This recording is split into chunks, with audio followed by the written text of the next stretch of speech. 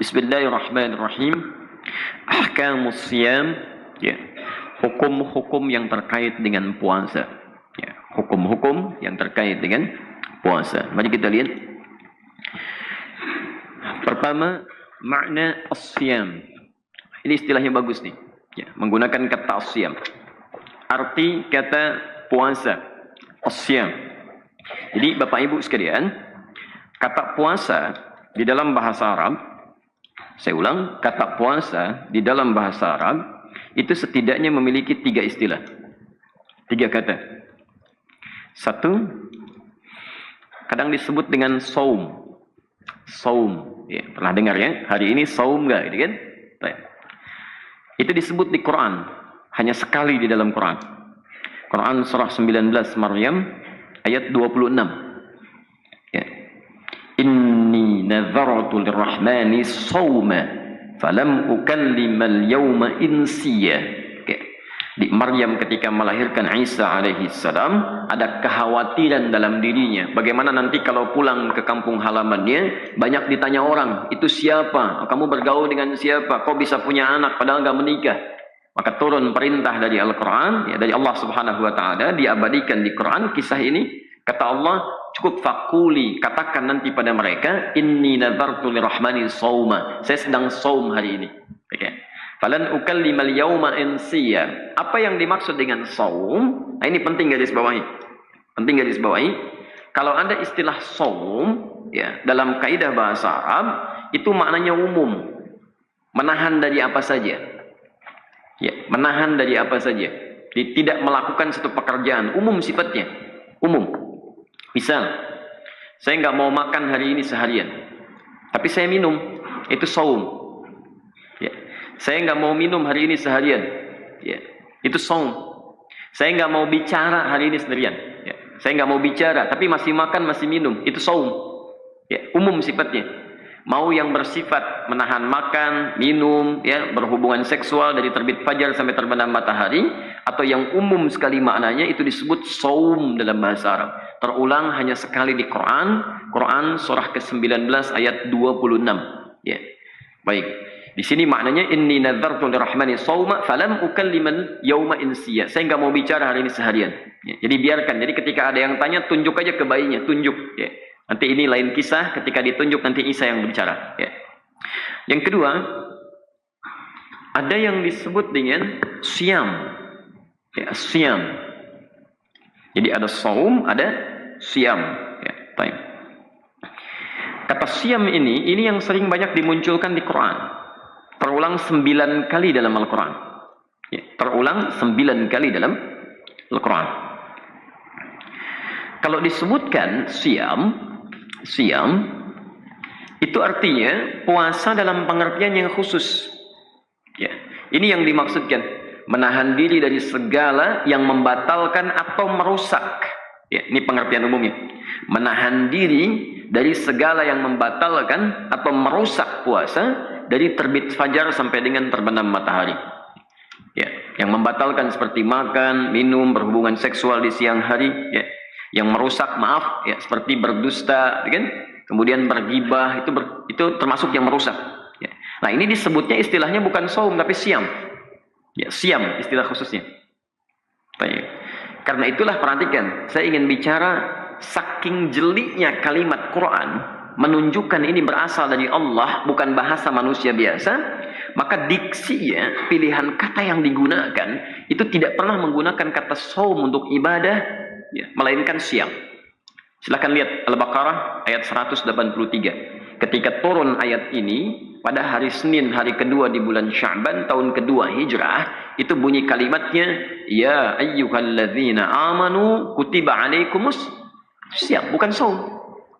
Jadi yang diwajibkan oleh Allah itu bukan puasa biasa. Jadi ada aturannya. Ya, bukan cuma makan tapi minum boleh. Kan? Bukan cuma nggak boleh makan, nggak boleh minum, tapi bohong boleh, dusta boleh, nggak begitu. Ya, ada aturan khususnya. Nah, jelas ya? Dan terulang 9 kali di dalam Al-Quran. Kenapa ini penting saya sampaikan? Kadang-kadang ada sementara kita ingin mengucapkan tahniah, ya, selamat, atau ingin menyampaikan kepada orang, atau bikin spanduk macam-macam, kan? ingin menyampaikan misalnya, mari kita menunaikan, mau pakai bahasa Arab, saum atau siam Ramadan.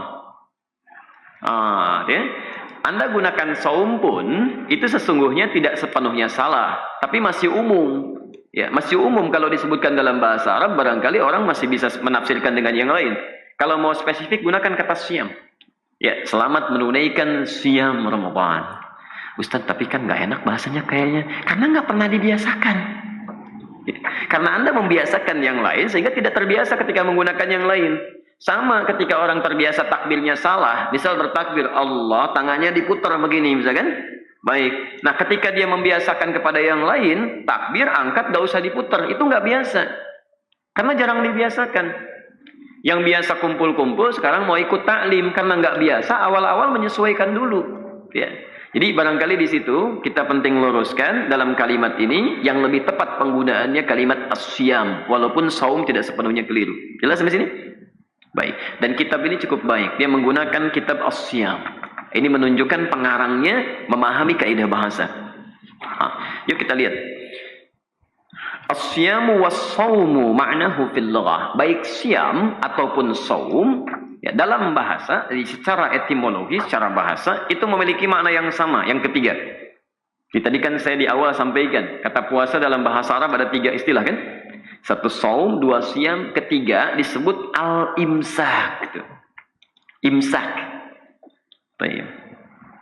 Silakan Anda cek di semua kitab fikih, ya, mau yang madhabnya Hanafi, Maliki, Syafi'i, Hambali, semua mengatakan sama. As-siyamu was-sawmu was-siyamu fil lughati al-imsak. Nama lain dari saum dan siam itu imsak. Jadi ada 3 nama. Ya. Jadi 1 saum, 2 siam, 3 apa? Imsak. Jadi imsak itu nama lain dari puasa. Jadi kalau sudah disebutkan imsak artinya Anda puasa. Jelas ya? Baik, baik. Pelan-pelan, pelan-pelan. Kapan waktu dimulai puasa? Kita belum bacakan ini. Ya. Kapan waktu dimulai puasa? Kita ambil dalilnya di Quran. Quran surah kedua Al-Baqarah ayat 187, posisi paling kanan pertengahan. Lihat di ujung ayatnya. Wa kulu washrabu hatta yatabayyana lakumul khaytul abyadhu minal khaytil aswadi minal fajr. Silahkan saat sahur itu, ya, dari mulai malam sampai dengan sahur Anda makan, minum senyamannya, secukupnya, silakan. Ya. Hatta yatabayyana lakumul khaytul abyadhu minal khaytil aswadi minal fajr. Sampai muncul benang putih, ya, yang mulai terbit, ya, mulai hadir, yang menutupi benang hitam. Maksudnya cahaya fajar, minal fajr. Jadi kalau sudah muncul fajarnya, kegelapan mulai terbuka, ya. Jadi kalau Anda ada sesuatu yang hitam kemudian disimpan yang putih, ya Masya Allah, ini bahasa kiasan indah sekali. Ya, seakan-akan ada penanda yang gelapnya sudah mulai sirna. Maksudnya kalau fajar sudah mulai muncul, subuh sudah mulai muncul, maka kita sudah dilarang untuk makan dan minum lagi. Lihat sampai sini? Sudah harus puasa. Tandanya fajar muncul biasanya ditandai dengan apa? Ya, fajar muncul kan sudah mulai muncul waktu sholat kan? Berlaku sholat ya? Ya, sholat subuh itu, begitu fajarnya muncul, kita menunaikan sholat subuh. Nah, waktu itu sekarang ditandai dengan apa? Azan. Baik ya? Jadi kalau Anda sudah masuk waktu subuh, masuk fajar, muadzin berkumandang, kan? Azan dikumandangkan, maka pada saat itu puasa dimulai. Ya, jelas ya? Jadi kalau sudah azan, Anda nggak boleh makan, nggak boleh minum lagi. Sudah mulai puasa. Ya keliru kalau misalnya adzan sudah berkumandang, masih makan, masih minum ya. Dulu masih ada istilah di daerah-daerah. Kok masih makan? Tenang, adzannya belum selesai. Oh, mau sampai kapan selesai? Baitur Rahim selesai adzan, Al-Azhar masih adzan. Al-Azhar selesai, di PTM masih adzan. Ya, Anda mau cari sampai kapan? Kalau sudah adzan, selesai makan, selesai minum. Ya. Dulu kami waktu kecil masih ada kata-kata, nah nggak apa-apa, minum masih boleh, makannya nggak boleh. Ini semua tetap nggak boleh. Ya, semua tetap nggak boleh. Nah, yang penting kita luruskan, ya, ini penting karena kami dari daerah pun ini masih ada tuh. Sekarang sudah dibuat jadwalnya. Baik. Biasanya ketika seseorang membuat jadwal puasa, ya, lalu dia menyusun jadwal, diberi nama di atasnya jadwal imsak. Oke, jadwal imsakiyah. Walaupun kadang tidak konsisten. Tadi kan imsak nama lain dari puasa kan? Nama lain dari siam, nama lain dari saum. Ditulis di atasnya jadwal imsak, di bawahnya jadwal sholat. Silakan cek ya. Jadwal imsakiyah, jadwal puasa kan? Kalau jadwal puasa itu seharusnya jadwal tarawihnya kapan, ya jadwal sahurnya kapan, jadwal bukanya kapan, masukkan jadwal sholatnya, nggak ada masalah, ya. Tapi yang menarik begini, yang menarik adalah penulisan waktu imsak dan terkait dengan waktu subuh. Misal, sekarang waktu subuhnya 4.35. Misal saja, sudah turun sedikit, 4.34 nih. Untuk hari ini, kami lihat 4.34. Baik, kalau subuhnya 4.34, imsaknya jam berapa? 4.34 atau 4.24? Baik. Kita sudah pelajari kaidahnya tadi kan? Puasa, saum, nama lainnya siam, nama lainnya imsak. Penanda puasa ada pada saat sholat subuh. Jadi kalau subuhnya 4.34, imsaknya pun 4.34. Bukan 4.24. Kalau 4.24 itu belum imsak. Imsak itu artinya sudah puasa. Harus sudah mulai nahan. Ya. Ini masih sedang makan, sedang minum, imsak, belum. Nanti saat subuh baru imsak. Kalau belum adzan belum imsak. Ya. Masalah ini bukan masalah sekarang, ini sudah dari dulu. Ya. Ibnu Hajar al-Asqalani dalam kitabnya ini menyebutkan bid'ah yang berkembang di masyarakat. Maksudnya kebiasaan-kebiasaan yang tidak tepat bertentangan dengan dalil, ya, bahkan dengan contoh bertentangan sama sekali. Ya. Yang 10 menit, yang 15 menit sebelum subuh itu bukan imsak. Itu disebutnya dengan tanbih namanya. Peringatan, tanbih. Ya. Jadi asalnya dulu di zaman Rasulullah SAW di awal masa puasa, kan? Kemudian masuk waktu subuh, Bilal kemudian mengumandangkan adzan, orang kan belum pada tahu tuh. Ya, tiba-tiba Bilal adzan kaget. Ya. Maka kemudian diadukan peristiwanya pada Rasulullah SAW, karena di awal masih sahur, masih nikmat, Anda bayangkan tiba-tiba adzan. Jangankan masa dulu kan, masa sekarang saja kalau Anda sedang makan tiba-tiba adzan, apa yang dilakukan? Mungkin ada yang dibuang lagi, ada yang disimpan dan macam-macam ya. Maka diadukan peristiwa itu, disampaikan pada Rasulullah SAW untuk memohon solusi. Maka Nabi kemudian memerintahkan 2 orang sahabat. Satu, Abdullah bin Abi Umi Maktum. Ini sahabat senior, Masya Allah, rumahnya cukup jauh dari Masjid An-Nabawi, matanya nggak bisa lihat. Ya. Tapi Rasulullah memerintahkan kepada beliau untuk menunaikan adzan sebelum Bilal adzan. Ya, untuk memberi tanda. Jadi kalau 15 menit kurang lebih sebelum Bilal adzan, beliau adzan. Untuk memberi tanda bahwa ke masyarakat ini sebentar lagi akan berakhir nih, akan datang fajar. Ya, sahur akan berakhir, akan datang fajar. Jadi kalau Abdullah bin Abi Umi Maktum sudah menunaikan adzan, orang-orang tahu. Oh ini sebentar lagi akan berakhir waktunya, akan datang fajar. Poin saya yang pertama, Anda bayangkan, ini seorang sahabat sepuh, matanya buta, tidak punya penuntun, ini masih punya kebiasaan untuk mau ke masjid dan datang di awal waktu tuh subuhnya sampai bisa adzan. Ya. Saya, Anda, kita bukan sahabat, belum pernah ketemu Nabi, belum jelas surganya, amalan merantakan, hisab masih menegangkan, gitu kan? Masya Allah, saking sayangnya Allah dikasih masjidnya enak, kadang di samping rumahnya, AC-nya banyak, suasananya nyaman, selesai kajian kadang-kadang ada makanannya, gitu kan? Masih belum mau juga ibadah ke masjid. Ya, coba dicek, dilihat ya, kita perbaiki diri kita. Nah, antara Abdullah bin Abi Umi Maktum adzan dengan adzannya Bilal, maka diperintahkan pada sahabat yang kedua, namanya Abdullah bin Mas'ud, untuk membacakan 50 ayat Quran. Beliau bacakan tuh. Jadi kalau sudah dibacakan selesai oleh Abdullah bin Mas'ud, Bilal kemudian adzan. Itu yang disebut dengan tanbih. Jadi kalau Abdullah bin Abi Umi Maktum, sahabat mulia ini sudah menunaikan adzan, maka orang mengatakan tanbihun lis-shaimin, peringatan. Sebentar lagi akan habis nih. Cepat tunaikan sahurnya, kan? Yang masih menunaikan tarawih, ya, masih menunaikan witir, segera selesaikan karena sebentar lagi akan tuntas. Tapi kalau Bilal sudah adzan, maka orang mengatakan imsak lis-shaimin, cepat puasa. Ya, puasa sudah dimulai. Jelas ya? Jadi kalau ada orang 3:30 sudah nyampaikan imsak, kasih tahu belum, ya. Baik, alhamdulillah. Jelas sampai sini? Tapi nggak usah bikin speaker bayangan nih. Imsak belum jadi rame nanti. Bikin aja jadwal yang benar tuh, ya. Tuliskan di masjid. Baik. Kita teruskan dulu ya. Kita ambil sekarang yang paling penting dulu. Pertama, hukmu siyam Ramadan. Ya, dalil tentang kewajiban puasa. Ya. Dalil tentang kewajiban puasa. Setelah kita mengerti maknanya, apa yang diminta dari kita, ya, Pelan-pelan sebelum ke sini saya simpulkan dulu. Jadi yang diminta oleh Allah kepada kita, umat beriman, ketika mengungkapkan kalimat dengan kata siyam, itu artinya puasanya nggak sembarangan. Tolong garis bawahi betul ya. Puasanya tidak sembarangan. Ada aturannya, ada ketentuannya.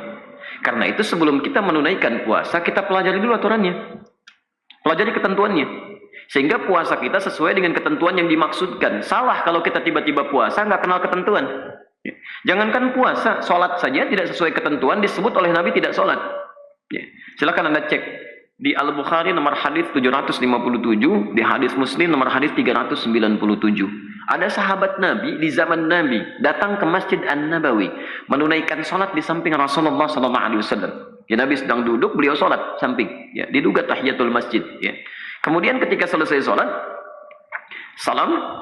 Apa yang terjadi? Kata Nabi, "Shalli fa innaka lam tusalli." Silakan Anda salat lagi karena Anda belum salat. Anda bayangkan sahabat di zaman Nabi di awal-awal masa Islam salat di samping Nabi, kemudian setelah selesai kata Nabi, "Anda belum salat, ulangi lagi." Sampai 3 kali itu. Sampai 3 kali. Sampai dia berkata, "Bima ma'na ya Rasulullah, la adri kaifa usalli." Ya Rasulullah, saya tidak tahu lagi seperti apa saya mesti salat. "Alimni kaifa usalli." Ajarkan bagaimana cara salat yang benar. Ajarkan pada saya. Bagaimana cara saya sholat? Ya. Maka diajarkan oleh Rasulullah SAW dari awal sampai akhirnya, dari takbir sampai dengan salam. Ya. Bahkan setelah itu beliau mengatakan, "Sallu kama ra'aitumuni usalli." Al-Bukhari nomor hadis 651. Setelah tuntas, nah sholatlah engkau seperti engkau kalian melihat saya sholat. Ya, dari awal sampai akhirnya seperti itu. Itu ada aturannya. Di sahabat saja, kalau tidak mengikuti Nabi belum aman dengan sholatnya, maka bagaimana dengan orang yang bukan sahabat? Gak pernah melihat Nabi, di mimpi pun gak pernah ketemu, jangan-jangan kan? Bagaimana kita bisa sholat dengan baik kalau kita nggak pernah belajar? Di teorinya lihat dulu aturannya. Nah barangkali saking sayangnya Allah kita diberikan Ramadan lagi tahun ini insya Allah, karena supaya kita mempelajari aturan-aturan dengan baik sehingga lebih berkualitas puasa tahun ini dibandingkan dengan tahun yang lalu. Jelas di sini? Nah aturan pertama kalau kita ingin pelajari bagaimana cara menunaikan ibadah dengan baik, aturan pertamanya kata pengarang buku ini bagus sekali kaidahnya. Maka ketahui dulu dalil ibadahnya. Ya, dalil itu landasan kita untuk menunaikan ibadah, alasan kita untuk memulai melakukan aktivitas ibadah. Ya. Diseakan-akan kalau tidak ada dalil nggak usah dikerjakan, jelas ya? Dipatokannya dalil dalam ibadah itu. Ya. Masya Allah saking sayangnya Allah kepada kita, Allah dan Rasulnya tidak menginginkan kita lelah dalam beribadah. Ya. Nggak menginginkan demikian. Silakan cek di Quran itu jumlah ayatnya 6.236. Tapi ayat terkait hukum itu cuma 300 ayat. Kurang lebih 300 ayat. Berarti berapa persen itu? 5%. 10%-nya 600, ya kan? Setengahnya 300. 5% saja. Ya. Antum dikasih waktu 24 jam sehari. Sholatnya yang fardu cuma 5 waktu. Saya mau tanya sejujurnya ini ya, tapi jangan terlalu pesimis. Paling khusyuk sekali sholat berapa menit? Bagian taruhlah 10 menit, tambah sunnahnya 1 jam misalnya. Di Allah cuma minta 1 jam dari 24 jam. Nah itu nggak usah ditambah-tambah. Nggak usah ditambah-tambah. Makanya kaidahnya diikat dalam ilmu usul fikih. Al-aslu fil ibadati haramun hatta yadulad dalilu ala amriha. Asal daripada ibadah nggak boleh dikerjakan. Kecuali ada dalil yang memerintahkan untuk mengerjakannya. Dalilnya perintah, bukan larangan. Ya, supaya kita nggak capek. Sholat subuh berapa rakaat? 2. Boleh nggak 3?